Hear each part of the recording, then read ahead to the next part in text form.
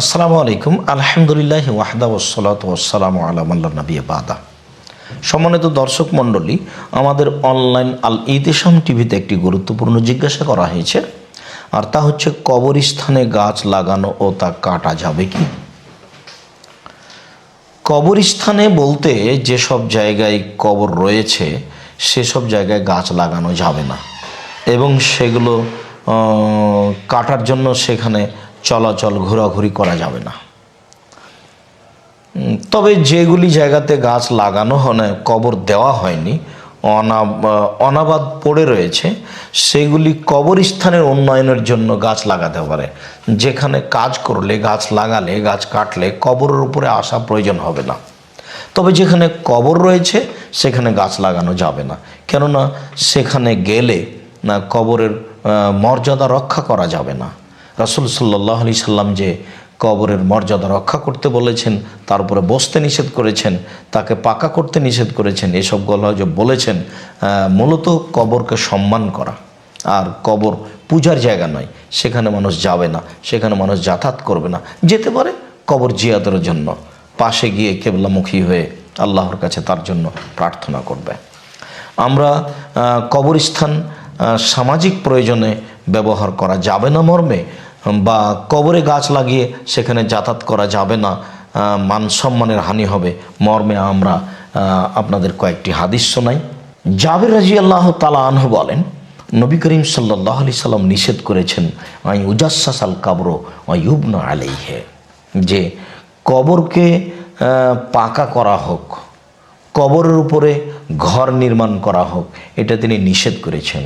ওয়া ইউকাদা আলাইহি, কবরের উপরে বসা হোক, এটা তিনি নিষেধ করেছেন।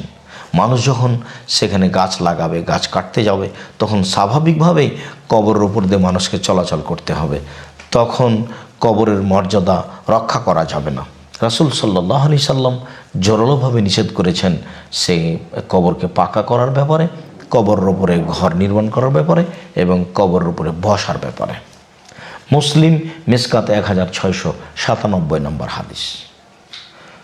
অনুরূপী রাসূল সাল্লাল্লাহু আলাইহি সাল্লাম আরও কথা বলেন, মুসলিম মিসকাত হাদিস নম্বর 1698। আবু মারসাদ আল গানাবী রাদিয়াল্লাহু তাআলা আনহু বলেন, রাসূল সাল্লাল্লাহু আলাইহি সাল্লাম বলেছেন, লা তাজলিসু আলাল কবুরে ওয়ালা তুসাল্লু ইলাইহা, তোমরা কবরের উপরে বসো না এবং কবরের দিকে মুখ করে সালাত আদায় করো না।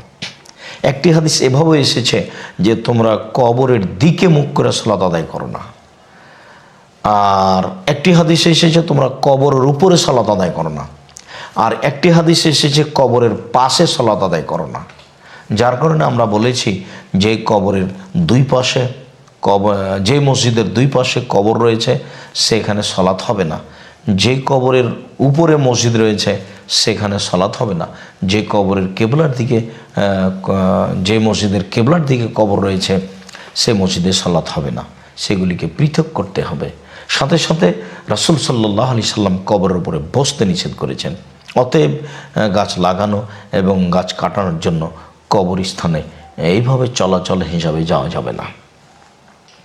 আবু হুরায়রা রাদিয়াল্লাহু তাআলা আনহু আরও বলেন, রাসূল সাল্লাল্লাহু আলাইহি সাল্লাম বলেছেন, লা ইয়াজলিসা আহাদুকুম আলা জামরাতিন, মানুষ আগুনের উপরে বসুক, ফাতাহরিকা ফিয়াবাহু, এ ব্যাপারে আগুনের উপরে বসে সে তার কাপড়কে জ্বালিয়ে দেখ, আগুন তার কাপড়কে জ্বালিয়ে দেখ, ফাতাখলসা এলা জিলদেহি, আগুন তার চামড়া পর্যন্ত গিয়ে চামড়াকে জ্বালিয়ে দেখ, খায়রুল্লাহু, এটা তার জন্য ভালো, মিনাই ইয়াজলিসা আলা কাবরিন, কবরের উপরে বসার চেয়ে। সম্মানিত দর্শক মণ্ডলী, আশা যে আমরা হাদিসটি বুঝতে পেরেছি যে রাসূল সাল্লাল্লাহু আলাইহি সাল্লাম কবরের উপরে বসা কথাটা নিষেধ করতে গিয়ে কত কঠোরভাবে বলেছেন যে মানুষের আগুনে জ্বলে যাওয়াও ভালো, এটাও মানুষ করুক, কিন্তু মানুষ কবরের উপরে যেন না বসে। তাহলে দেখেন, মানুষ আজকে কবরকে সিজদে করছে, কবরের উপরে গিয়ে গড়াগড়ি পড়ছে, এইটাই তাদের নেকির কাজ হচ্ছে। কিভাবে বুঝলো কবরবাসী তার জন্য উপকার করতে পারে? কবরবাসীর নিজের অবস্থায় কি সেটাই আপনি জানেন না। রাসূল সাল্লাল্লাহু আলাইহি সাল্লাম বলছেন, বিচারের মাঠে যে আমার কি করা হবে সেটা আমি নিজেই জানি না। আর আপনি একজন সাধারণ মানুষের কবরের পাশে গিয়ে গড়াগড়ি পাড়ছেন, কবরের কাছে কিছু চাচ্ছেন, বসছেন। দেখেন কত কঠোরভাবে নিষেধ করা হয়েছে। মানুষের আগুনে জ্বলে যাওয়া ভালো, কিন্তু মানুষের কবরের উপরে বসা, কবরের উপরে যাওয়া ঠিক নয়, নিষেধ। হাদিস মুসলিম মিসকাত 1699 নম্বর হাদিস। জাবির রাদিয়াল্লাহু তাআলা আনহু বলেন, রাসূল সাল্লাল্লাহু আলাইহি সাল্লাম এইভাবে নিষেধ করেন যে তুজাসসাসাল কবর, কবর পাকা করা যাবে না। ওয়া ইউক্তাবা আলাইহা, কবরের উপরে কিছু লেখা যাবে না। দেখছেন না, পাকা করে কবর এবং মাথার উপরে সাইনবোর্ড লিখে দিয়েছে অমুক অমুক অমুক অমুক হাজি। কত যে মানুষ অজ্ঞ মূর্খ, শরীয়ত থেকে যে মানুষ কত দূরে। আর বিদাতিরা যে কত সচেতন, মানুষকে মুশরিক বানানোর জন্য এবং বিদাতি কর্ম করার জন্য তারা কত ব্যস্ত হয়ে আছে। আলেম ওলামা সবাই জানছে, দেখছে, কিন্তু তাদেরকে কিছু বলে না। অথচ রাসূল সাল্লাল্লাহু আলাইহি সাল্লাম কঠোরভাবে নিষেধ করেছেন যে কবর পাকা করা যাবে না, কবরের উপরে কিছু লেখা যাবে না, অন্তুতা কবরের উপরে হাঁটা যাবে না, কবরের উপরে চলাচল করা যাবে না, যা নিষেধ। সম্মানিত দর্শক মণ্ডলী, আমরা আশা যে বিষয়টি খুব ভালোভাবে বুঝেছি। অবশ্যই আমরা পৃথিবীর সকল দিনই মুসলিম ভাই বোনকে অনুরোধ জানাচ্ছি, ভুলেও আপনারা কবরের উপরে বসবেন না, কবরের উপরে যাবেন না, কবরের উপরে চলাচল করবেন না, সাথে সাথে কবরকে পাকা করবেন না, কবরের উপরে গম্বুজ করবেন না, কবরের কাছে কিছু চাইবেন না, সব হারাম।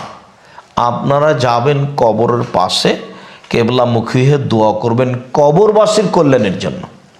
রাসূল সাল্লাল্লাহু আলাইহি সাল্লাম বলেছেন, জুর কবরাকুম ফাইন তুযাক্কিরু মাউতাকুম, তোমরা কবর জিয়ারত করো, কবর তোমাদের মরণকে স্মরণ করাবে। কবরে গেলে ইনি চলে গেছেন, দুনিয়াতে ছিলেন, আমাকে একদিন যেতে হবে, এই কথাটা স্মরণ হবে। মর্মে সকল দিনই ভাই বোনকে আমরা অনুরোধ জানাচ্ছি, এই শিরক এবং বিদাত আমল ছেড়ে দিয়ে রাসূল সাল্লাল্লাহু আলাইহি সাল্লামের পদ্ধতিতে আমল করার চেষ্টা করুন। আশা যে আমরা বিষয়টি খুব ভালোভাবে স্পষ্ট বুঝতে পেরেছি। আল্লাহু আ'লাম বিস-সাওয়াব ওয়া সাল্লাল্লাহু আলা নবী ওয়া সাল্লাম। আসসালামু আলাইকুম।